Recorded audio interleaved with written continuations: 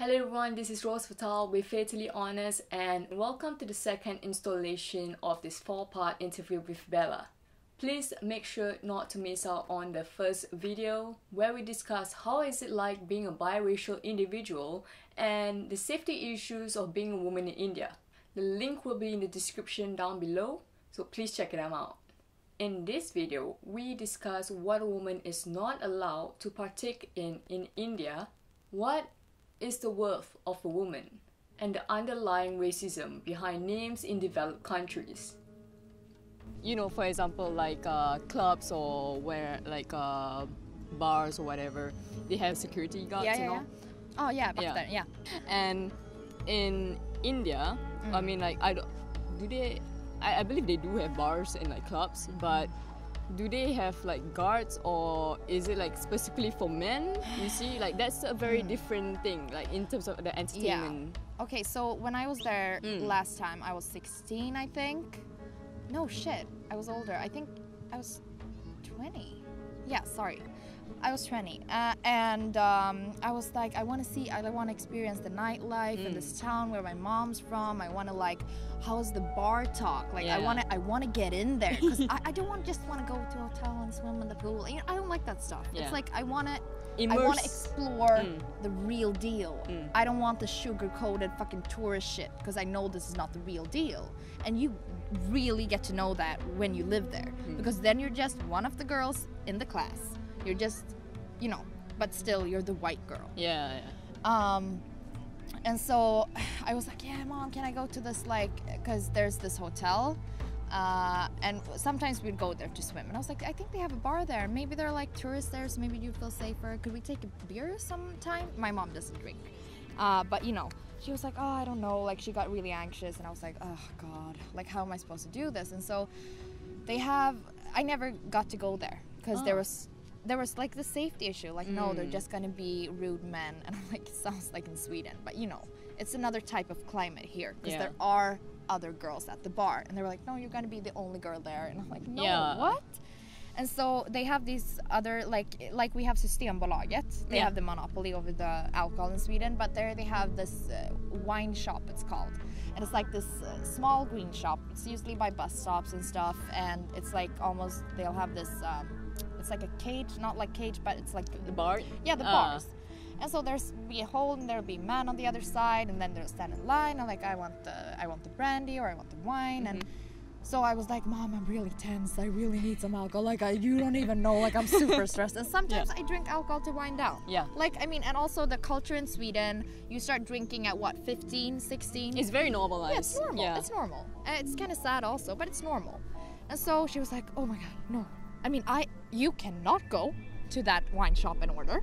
No. I was like, okay, can you go? She was like, no. I don't think I can because I'm a woman. And it's like it's not like it says no women, but it's, you know, it's not a good place for women to go and stand in a queue. So we asked the auto driver, like a taxi driver, that was one of our friends, and he usually takes us around town, and we said, could you please buy this, and it's for our uncle. Like, we couldn't say that it's for you guys. Yeah, no, she wouldn't drink it, but I would. Yeah. And so she was like, it's for my uncle, so could you please go and get this? It's a gift. And he was like, yeah, sure, no questions asked. But if she would have said, it's for my 20-year-old daughter. Yeah, she drinks sometimes. Just go get it. No, he would not. Because it's like taboo. Yeah, no.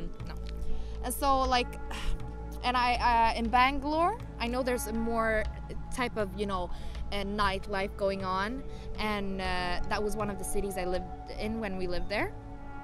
And when I visited there now when I was 20, I was like, oh, I want to go this time. Could I go this time to like the nightlife? Because I wanted to like spend New Year's there. Because it would be a big party, and I knew that they would have guards then because people get fucked up, and you know, there are more police security and everything during those type of But I didn't end up going. No, I didn't, because, you know, my relatives were afraid, and also they were like, no, you don't have to go, it's a bad thing, and then it just ran out in the sand. And so I never really went to a bar, to answer your question, but I know that there are guards and stuff, but And you know, I know that like my relatives there that like work in Bangalore, they go out and have after work the same way we do here, and with their girlfriends. Like de super till. They're gonna drink. So it's a little more normalized in the cities where, you know, it's a little more international. Yeah. So because then tourists come and yeah. So it feels like it's not like the system that's like sort of oppressing it. It's more of the societal views on women that is, you know, repressing the woman there. Yeah. And, you know, their freedom and how they want to live their lives. So in terms of that, like, you can really see the difference between Sweden and India. Yeah. You know, I mean, like in Sweden you can pretty much see everyone like who's a woman, and, you know, they're just walking around freely and on their own. Yeah. But in India, like in terms of where women can go alone, like how many places can a woman go alone? Okay. And what are like the times, you know, like their daily life routine? Yeah. Okay, so I mean, it really depends because I mean, as any other country, India's really, it's moving up. Like the economy's rising. There are a lot of still problematic things, and I think that that is tied to religion. Yeah. But it's also tied to what are you supposed to be like if you're a woman, and what are you supposed to be like if you're a man. And so like certain things that I do in my life, it would be totally taboo if my relatives knew. Please don't watch this. So like let's say my mom needs to go to the tailor. She can go to like the fabric shops to get that, and she can go and get some incense, and she can go to the like where the street where they sell onions, and like during the day it's like fine. the food market and stuff. Yeah. But you know, like since it's closer to the equator. Yeah. Equator.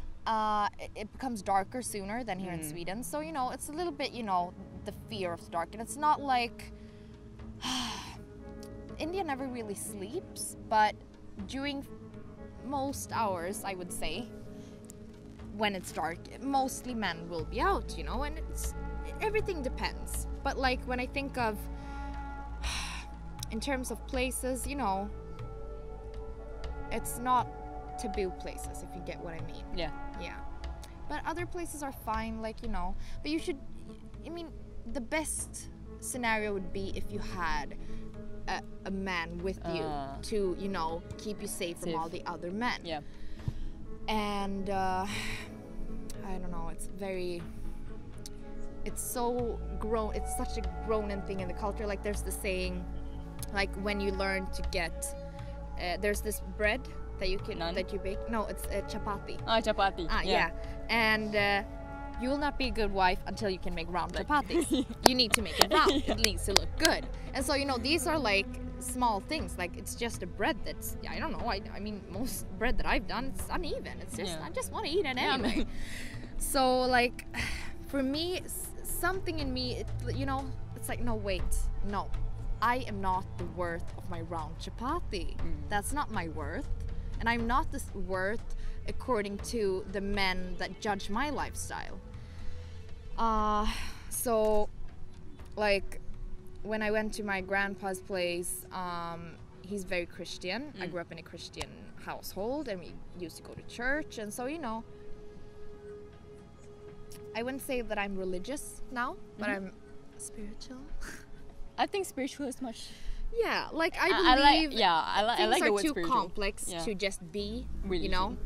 Yeah. So I believe in something, but I mean, I was thought to be afraid a lot. So growing up, I was afraid of different types of things. Like, oh my God, no, God is watching me, and you know, knock on wood. But yeah, and I think that, you know, that's just because the contrast of, you know, going to church in India is a bigger deal than going to church in Sweden somehow. And then, of course, it depends on the family that goes. But, you know, religion is a huge deal there. Like, you're not really atheist there. It's like, what do you believe in? And then you gotta have an answer. You can't have no, I don't have something that I don't believe in. Like, I'm not bound to religion. That would be weird. Yeah. You know, so I'm like, yeah, I'm Christian. Like, yeah.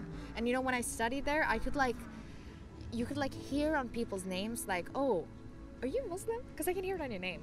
Like Ashfia, one of my friends, she was a Muslim, and I was like, are you Muslim? She was like, yeah. Cool. Then I had another friend, and I was like, are you Hindu? And she was like, yeah. And I was like, I can almost hear it on your name. I asked my dad, because my brother got like really cool, like some name from my mom's brother, and it's like Shanwell, and my little brother got like, in between his last name and his first name, he has like 6 or 7 different names, and I was like, oh my god, they have such cool names. And I have like these really Swedish, it's from my grandmother on my dad's side, so I really like those names, but you know, it's really Swedish. And I was like, Dad, why didn't I get any cool names? And he was like, because I want you to get an apartment and a job, because you know, like according to, I mean, in Sweden, like unfamiliar things are scary To them. Yeah. Sweets, yeah. It's the same in India. Like me being almost Swedish but looking a little bit Indian, and you know, like you need to carry up our reputation up in there, and I'm like, I just want to be free. I don't want to feel good. I don't want to be burdened by all this stuff. Yeah. Please. Yeah. And so yeah, so I mean I understand why I didn't get, like, because I'm born on a Friday. So Same. my auntie is like, you're Lakshmi, god of wealth, because you're born on a Friday. And I was like, I don't want to be named Lakshmi. It's beautiful. But yeah, it's not my name.